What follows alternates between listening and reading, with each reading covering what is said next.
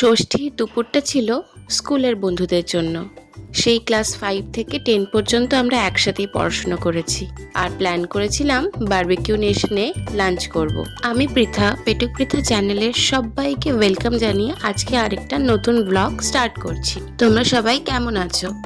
সেদিনকে চলে গেছিলাম ডায়মন্ড প্লাজার যে বারবিকিউ নেশনের ব্রাঞ্চটা রয়েছে সেখানে লাঞ্চ করতে। তো আমরা আগে থেকে বুক করে গেছিলাম, কিন্তু আমাদের সবার আস্তে আস্তে একটু লেট হয়ে গেছিলো, তাই ওই স্লটটা ক্যান্সেল হয়ে যায়। তাই আমাদের আবার নতুন করে বুক করতে হয়েছিল, বাট সেটার জন্য আমাদের কিছুটা ওয়েট করতে হয়েছিল। আর সেই ওয়েটিং টাইমেই আমরা এদিক ওদিক ভুলভাল কাজ করছিলাম। মানে আমার এক বন্ধু থাকে দিল্লিতে, আরেক বন্ধু থাকে নেদারল্যান্ডে। তো যে বন্ধু থাকে দিল্লিতে তার একটা পুচকু আছে, সেই পুচকুটাকেও নিয়ে এসেছিল। তো তাকে নিয়ে একটু টাইম পাস করছিলাম। তারপরে আমরা ওয়েট করছিলাম যে আমাদের কখন ডাকবে। প্রায় 3:30 বেজে গেছিলো আমাদের টেবিল পেতে পেতে, আর ফুচকার প্লেটটা দেওয়ার সাথে সাথে শেষ। বিদেশি নি, ইন্টারন্যাশনাল গেস্ট হায়ার করে এনেছি আমার ব্লগের জন্য, তাই না? ওকে বিদেশি নিয়ে লাগবে, আমার ওটা চাইতে দিচ্ছি। ফুচকা কিন্তু একটা আলাদা ইমোশন। ফুচকুটা রিফিউজ করাতে ওর মা কিন্তু ফাট করে মুখে পড়ে নিল। এই ভয়েস ওভার দিতে গিয়ে আমার এখন এই জিনিসগুলো আবার খেতে ইচ্ছে করছে। কি ভালো লাগছে সব গ্রিলগুলো, তন্দুরগুলো। তারপরে আমি একটু স্যালাড, তারপরে ডেজার্ট, তারপরে মেন কোর্সের সব ভিডিওগুলো তুলছিলাম। এই ভিডিওগুলোর ভয়েস ওভার দিতে গেলে যে এখন আমার কতটা কষ্ট হচ্ছে সেটা যদি তোমাদেরকে একটু বলে বোঝাতে পারতাম। প্রত্যেকবার আমি বারবিকিউ নেশনে যাই, স্টার্টার খেয়েই পেট ভরে যায়, তারপরে ডেজার্ট, মাঝখানে মেন কোর্সটা আমি পুরো স্কিপ করি। এবারও সেটাই হয়েছিল। তাও আমি একটা ভিডিও তুলে দিলাম। ভাত, pulao, mutton, chicken, paneer, aloo, gobi, chicken biryani, soup, noodles, chilli chicken. Normally এগুলোই হয়, আমি এগুলোতে আর ঢুকতেই পারি না। আমি জানি না বেসিক্যালি এইগুলো কীরকম টেস্ট হয় বারবিকিউ নেশনে, কারণ স্টার্টার খেয়ে আমি পুরো ফুল হয়ে যাই। আর তারপরে হচ্ছে ডেজার্টটা তো আমার মনে হচ্ছে আমার চোখের খিদে। আমার দেখতেই মনে হয় এটা খেয়ে নেবো, ওটা খেয়ে নেবো, প্লেট ভর্তি করে নিয়ে যাই প্রত্যেকবার, আর লাস্টে নিজেই আর শেষ করতে পারি না। আমি ছোট ছোট পেস্ট্রিগুলো, গোলাপ জামুন, ভ্যানিলা আইসক্রিম আর হালুয়া, এগুলোই আমি নিয়ে থাকি। ব্রাউনি, এগুলোই নিই। এই যে প্লেট সাজিয়ে নিয়েছি তো, কিন্তু শেষ করতে পারিনি আলটিমেটলি। আমার উল্টো দিকে পুচকুটা বসেছিল আর পুচকুটা সমানে দুষ্টুমি করে যাচ্ছিল।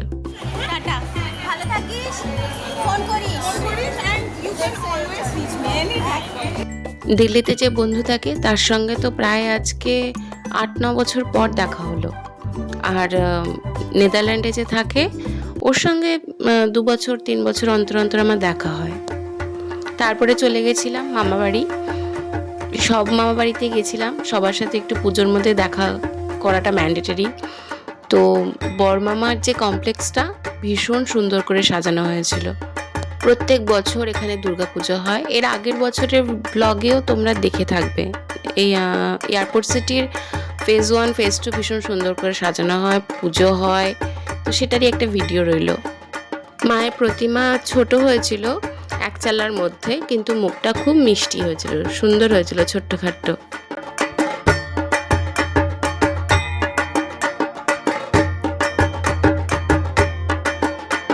ওখান থেকে চলে যাই ছোট মামার বাড়ি, মানে আমার দাদুর বাড়ি। এখানে আমার আরও 2 মামা মামি ওরা থাকে, দাদা বৌদি সবাই থাকে। তো ওদের সবার সাথে দেখা করি। আর সেদিনকে ছিল আমার মায়ের জন্মদিন। তো জন্মদিন উপলক্ষে সবাই মিলে বাইরে একটু খাওয়া দাওয়ার প্ল্যান করেছিলাম।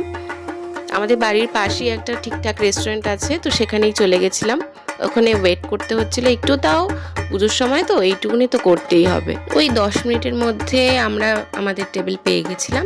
তারপরে এখানে সবাই বসে আছে, মেনু ডিসাইড করা হচ্ছে, কি খাবে, কি অর্ডার করা হবে, ওগুলোই চলছিল। আমি প্রত্যেকবারের মতন প্রত্যেকটা রেস্টুরেন্টে গিয়ে যেরকম মেনুর একটা ভিডিও তুলে নিই সেরকমই তুলে নিলাম। যদি কারোর মনে হয় এটা বি স্কোয়ার বিরাটিতে বণিক মোড়ের ওখানে এই রেস্টুরেন্টটা, যদি চাও তো ট্রাই করতে পারো। খাবার দাবার বেশ ভালো, ব্যবহারও ভালো।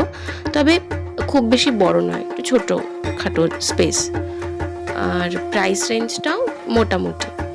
তো আমরা এখানে বসে একটু বদমাইশি করছিলাম, এর মধ্যে খাবার টাবার চলে এসেছিলো। বিরিয়ানি অর্ডার করা হয়েছিল, চিকেন ভর্তা, নান, নুডলস, চিলি চিকেন, স্টার্টারও ছিল, বাট স্টার্টারের ভিডিওটা না করা হয়নি, এত খিদে পেয়ে গেছিলো প্লেটে দেওয়ার সাথে সাথে হাওয়া। সবাই মিলে তো একসাথে হই না খুব একটা বেশি, তাই ডিনারের পর সবাই মিলে একটু গল্প হলো। আজকে ষষ্ঠী, আজকে ষষ্ঠী কেমন কাটলো? এই যে মোবাইল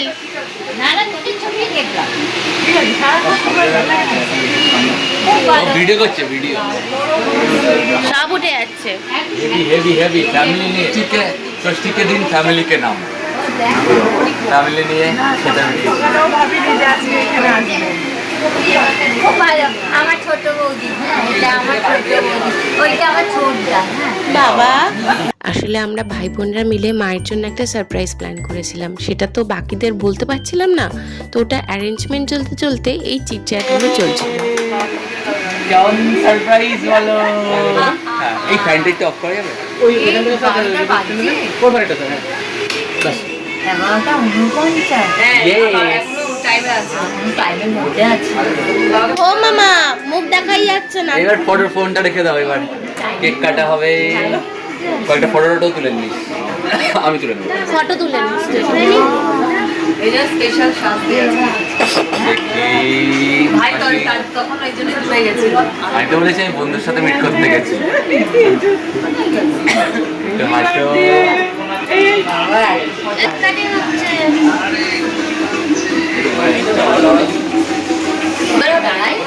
একটু বসো, আমি দাঁড়ান, একটু বসো। কাটো। দুটো প্লেট আছে।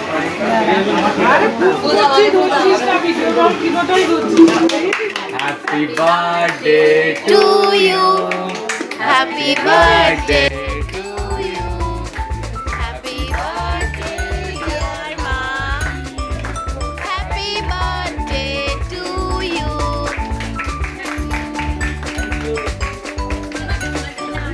প্রত্যেক বছর চেষ্টা করি মায়ের জন্য এই দিনটা যদি একটু স্পেশাল করা যায়, তো এই বছর সারাদিনে কেক কাটা হয়নি বা পায়েস কিছু করা হয়নি, পুজোর মধ্যে পড়েছে, সবার আলাদা আলাদা প্রোগ্রাম, তাই মা ভেবেছিল বোধহয় কেক ফেক কাটা হবে না এই বছর। সে কেকটা দেখে মা যা খুশি হয়েছিল সেটা বলার মতন নয়। তো এভাবেই কেটেছিল আমার ষষ্ঠীর দিনটা। পুজোর ব্লগগুলো আসতে একটু দেরি হচ্ছে, তার জন্য সরি।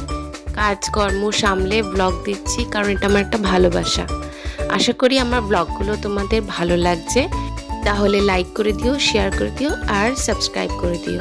আর খুব ভালো থেকো, টাটা।